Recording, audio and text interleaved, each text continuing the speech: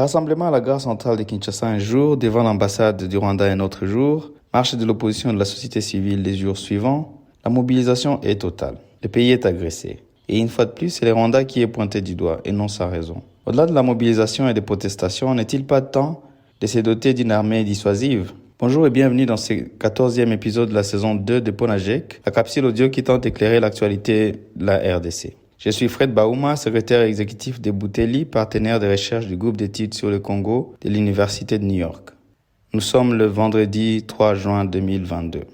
De Kinshasa à Bukavu, en passant par Lubumbashi, Bunia, Kisangani et même à l'étranger, les appels à la mobilisation se multiplient.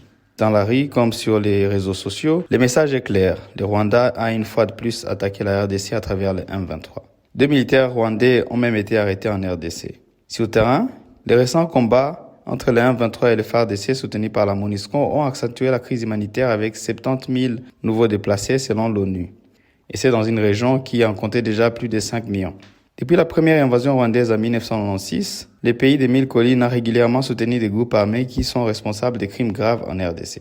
Mais au-delà des protestations légitimes de la population, une autre question bien plus importante mérite d'être posée. Pourquoi le Rwanda et d'autres pays de la région arrivent facilement à agresser la RDC? Car outre le Rwanda, d'autres pays limitrophes de la RDC soutiennent ou ont soutenu par le passé des groupes armés locaux ou étrangers sur le sol congolais. C'est le cas des Imbonerakure, milices du parti au pouvoir au Burundi qui opèrent encore aujourd'hui au Sud Kivu. Les armées des pays voisins ont également occupé impunément certaines parties de la RDC, parfois pendant des mois. C'est le cas de l'armée angolaise dans les territoires des Kaembe en 2007 et des Tchèles en 2009 et en 2021, l'armée zambienne dans le territoire de Moba et de Poète en 2020, ou même les incursions de l'armée sud-soudanaise dans les territoires d'Aru, toujours en 2020.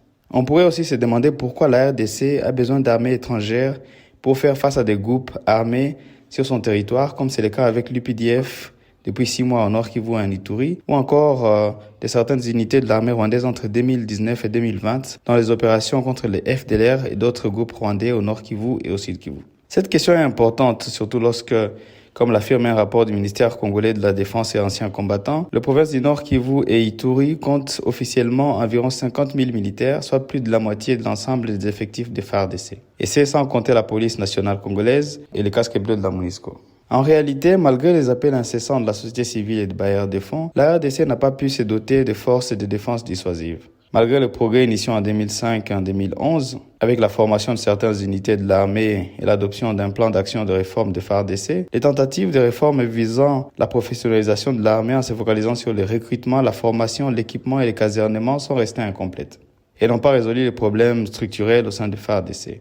Aussi, les différents accords de paix qui ont déversé des combattants issus des groupes armés dans l'armée ont beaucoup affaibli ces efforts de réforme. Les rapports d'évaluation de l'état des sièges faits par le ministère de la Défense et anciens combattants de la RDC en décembre 2021 dressent de manière lucide les conséquences de l'échec de la réforme de l'armée.